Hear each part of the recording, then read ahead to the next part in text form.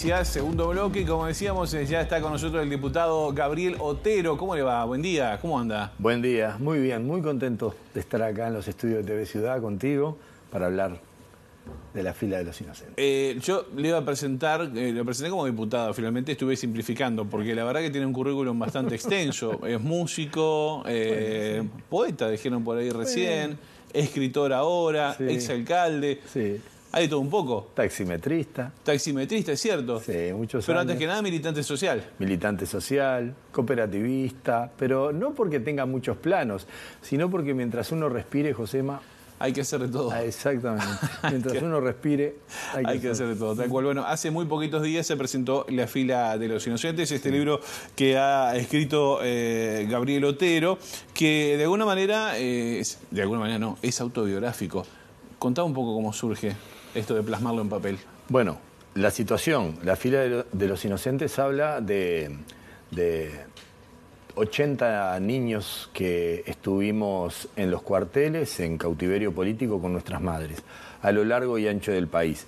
Específicamente yo estuve en el cuartel de Blandengues y en lo que ahora es el Liceo Militar, antes fue el IMES, un establecimiento militar también, y habla un poco de lo que fue esa suerte de caer presos por allá por el 72, de pasar todo lo que pasaron mis padres en las primeras horas, los primeros días de haber sido detenidos, mi hermana, de cómo fue una bomba expansiva y de cómo quedamos parados después de eso.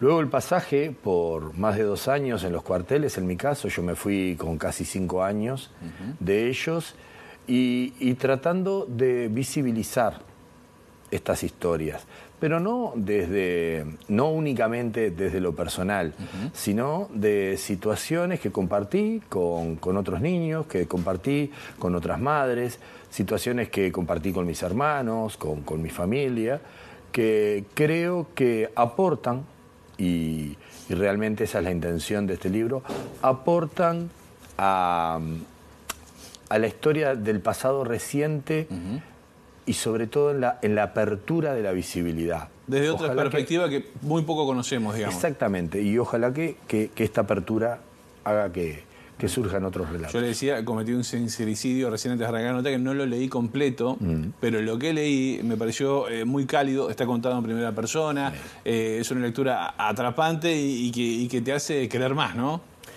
Sí, bueno, gracias. Yo te digo que sí, como si aceptara el halago así. Pero acéptelo. En realidad, me ha pasado estos días de recoger alguna devolución como la que tú me haces. Fue la intención, en primer lugar, que la lectura pueda ser ágil y clara. En segundo lugar, que yo advierto, es una historia dura, no es una historia muy romántica. Pero lo que sí logramos es que no tenga golpes bajos, que de la manera que lo planteo y que está relatado, estas situaciones pasaron, pero no ir al golpe bajo innecesario. Claramente que hay momentos más duros que otros, hay descansos en el libro, van a encontrar alguna cuestión que le pueda sacar alguna sonrisa incluso. Para aflojar un poquito. Para aflojar. Se les dice, creo, en la jerga literaria, como un recreo, un descanso en el medio del libro cuando viene muy intenso. Claro, para aflojar tensiones, está muy bien. ¿Cómo te marcó esto? ¿Cómo marcó tu vida? Bueno, a ver, en los primeros años de tu vida, estar en cautiverio. Y, yo creo que en algún momento lo normalicé y la vida continuó, y mi infancia continuó, y siguieron pasando cosas que fui un poco normalizando, quizás como para una defensa, ¿no? Luego lo que pasó que también la vida, Josema, te va trayendo nuevos desafíos, y vos podés tener eso presente ahí, pero tenés que seguir. Y el seguir con la vida, creo que fue lo mejor que me pasó, teniendo siempre esa situación, yo diría oculta. No exagero si digo oculto, porque no lo hablé prácticamente con nadie de mi entorno. Con mis hermanos hablábamos muy poco, alguna pequeña anécdota, alguna situación, y no mucho más. De hecho, compañeros de escuela, compañeros de infancia, de fútbol y mucha gente que en los últimos años he compartido desde la militancia política a cualquier otra cosa, están diciéndome, mirá, a vos te pasó esto. Y claro, y bueno, y si sale ahora es porque indudablemente también afectó. Efectivamente, y justamente, este idea lo tenés desde chico, por decirlo de alguna manera. ¿Cómo fue plasmarlo en el papel? ¿Cuál fue ese clic? ¿Qué te hizo decir, bueno, lo voy a publicar efectivamente? Bueno, pasaron un par de cosas. Una fue que en los últimos años, al estar un poco la historia de los niños en cautiverio, a partir de una investigación que hizo Álvaro Rico y un libro que se llamó Maternidad en prisión política, que es muy documental, pero que cuenta un poco la historia, a mí empezaron a llegar invitaciones para participar con una parte del relato en algunos libros. Algún reportaje, algunos en medios de comunicación importantes, del exterior incluso, y en determinado momento, yo también en ese proceso continuo que tenemos de crecimiento, dije no. Yo no puede correr el riesgo esto de quedar como una anécdota. Tengo que plasmarlo en un libro. Claro. Y eso en los últimos 4 o 5 años me llevó que lo escribiera 4 o 5 veces en mi cabeza y no encontraba bien el principio y no encontraba el final. Y eso es algo que me dijo algún escritor, vos es bastante normal lo que te pasó.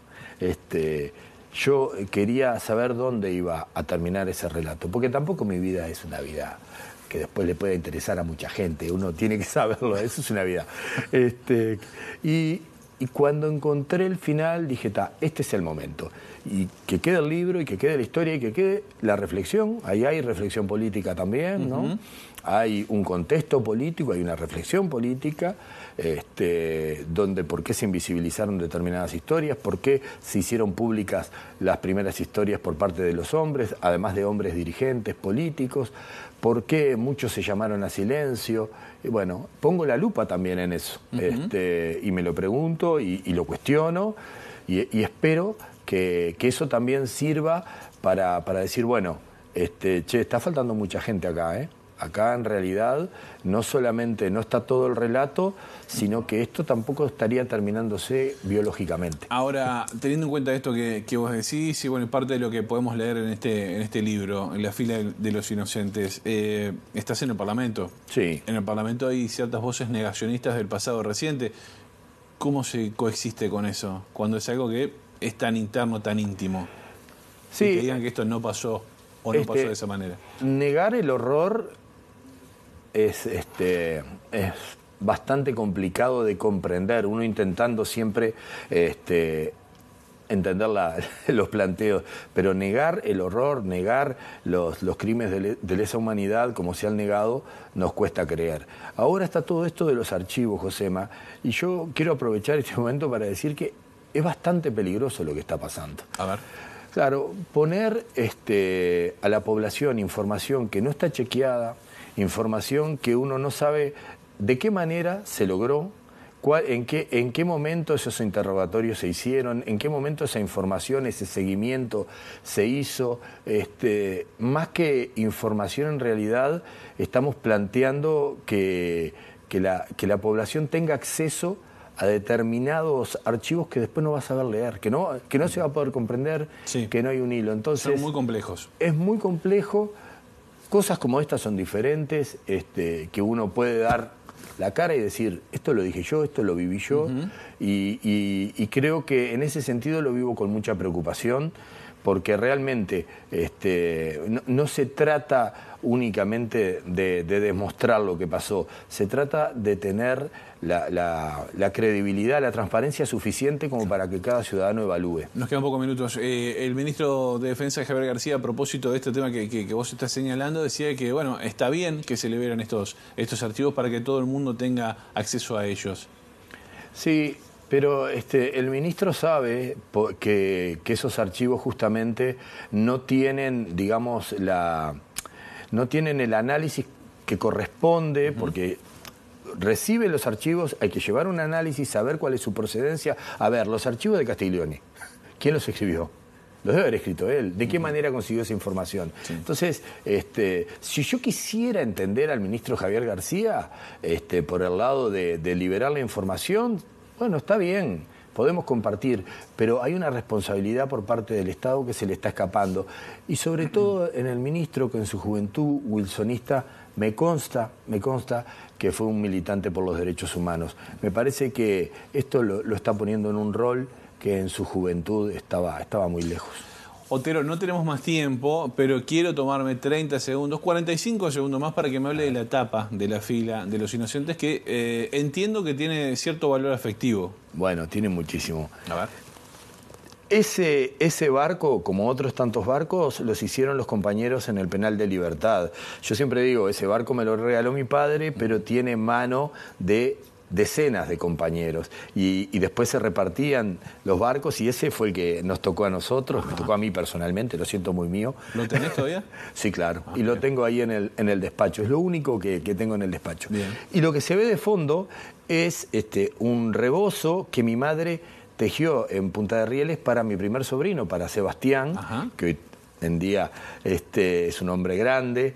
Y lo usaron sus hermanos, lo usaron mis hijas y algún otro sobrino también. Así que el rebozo es lo que se ve de fondo, sí, que hizo mamá en Punta de Rieles, y el barco. Quedó muy linda, la tapa muy cariñosa. La verdad que sí, uno lo ve y le da mucho cariño, claramente. Claramente. Bueno, felicitaciones por esta publicación, a seguir trabajando, a seguir escribiendo. Ah, bueno, eso sí.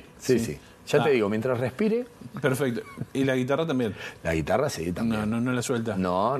Vamos a estar ahora el viernes en el acto de Tristal Narvaja, el clásico acto de octubre de Tristal Narvaja y Cerro Largo, ya de paso. Perfecto, ahí lo pueden ver también haciendo los artes, otro tipo de artes también. Bueno, felicitaciones y gracias por estos minutos con MD Noticias. Muchas gracias. Un placer. Bueno, nosotros ahora...